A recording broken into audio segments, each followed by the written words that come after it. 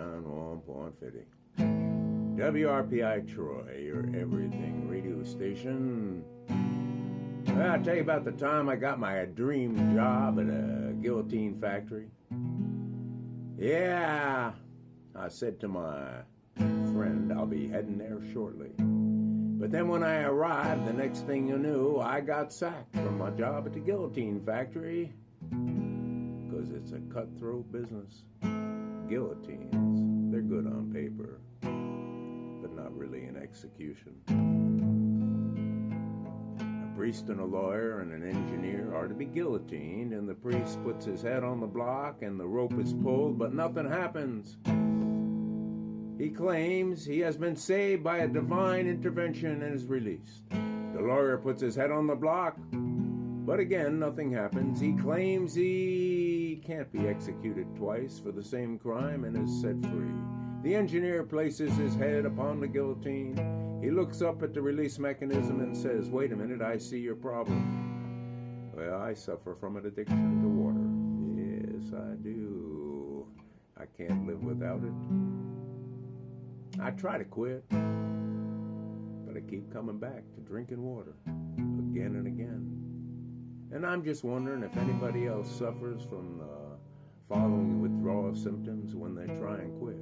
Headache, fatigue, dry throat, dry mouth, craving water, and possibly hungry. I think I need to call a water addiction hotline. Sprinkle, soak, spray.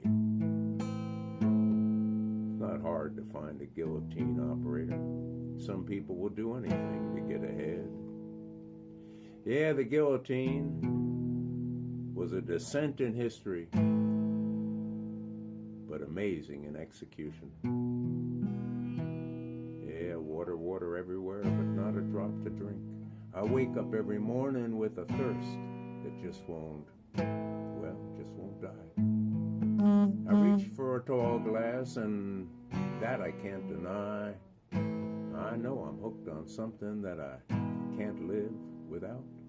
It's not a drug or alcohol, but I am what it's all about. I suffer from addiction to water, that is. I cannot live without it, and I try to quit, but I always, succumb to drinking water again and again. I know this might sound crazy, it might sound silly to be addicted to something so pure, but for me it's a struggle, and I'm not quite sure if I ever break this cycle, but for now I'll just embrace my addiction to the waters and drink it in grace. Yeah, I suffer from an addiction to the waters, cannot live without it.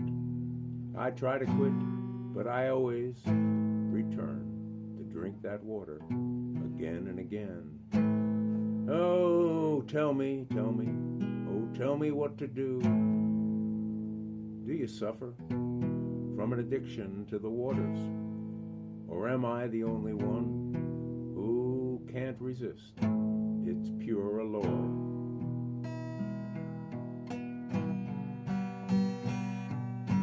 Yeah, I'll tell you about the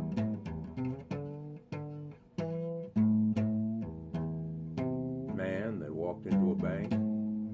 He was sweating profusely and looking rather exhausted. He gets in the line, and after several minutes and no worse, but yet worse for wear, sweating and twitching and scratching, he finally gets up to the teller and begins to talk, broken and mumbling and stuttering.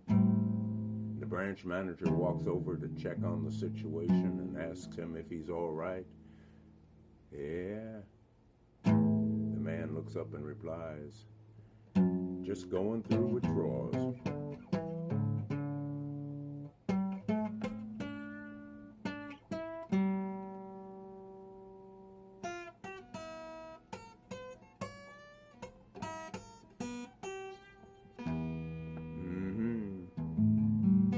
Yeah, they say King Louis the 16th.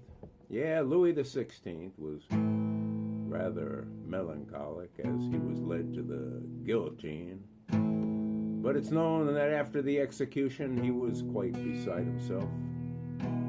On the first day, God created the dog, and God said, sit all day by the door of your house and bark at anyone that comes and walks past. For this I will give you a lifespan of 20 years. And the dog said, that's a long time to be barking. How about 10 years and I'll give you back the 10? So God agreed. And on the second day, God created the monkey and said, entertain people, do tricks, and make them laugh. For this I'll give you 20-year lifespan. And the monkey said to God, oh, monkey tricks for 20 years, that's a pretty long time to perform. How about I give you back 10? I'll take 10 for me, and God agreed. And on the third day, God created the cow, and the cow said, you must go forth in the field with the farmer all day, suffer under the sun, have calves, give milk, multiply, support the farmer's family, and for this I will give you a lifespan of 60 years. The cow said, that's kind of a tough life. If you want to give me, well, I don't know, you want to give me a little bit of, I'll give you back to 60 years, just give me 20. Or maybe I'll give you back 40, just, I don't know. How about I'll take the 20 and I'll give you back to 40, and God agreed. Okay, you've got 20 years, and I'll keep the 40. And on the fourth day, God created the human, and the human said, oh yeah, God said to the human, eat, sleep, play, marry, enjoy your life, and for this I'll give you 20 years. But the human said, only 20 years? How could I possibly live 20 years when the 40 for the cow gave back, and the 10 for the monkey that gave back, and 10 for the dog that gave back, that makes 80. And the human, I guess he wanted 80 years. So God said, well, we got that in the bank, so okay, you can have the 80 years.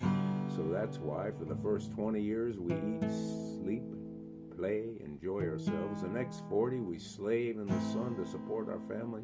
And for the next 10 we do monkey tricks to entertain the children. And the next 10 we just sit on the porch in a rocking chair and bark at everybody that goes by.